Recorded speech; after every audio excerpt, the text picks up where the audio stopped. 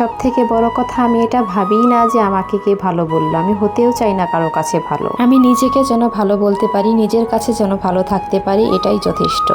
আর কে ভালো বললো, কে খারাপ বললো, কে কি ভাবলো, এসবে আমার কিচ্ছু যায় আসে না, ম্যাটারই করে না।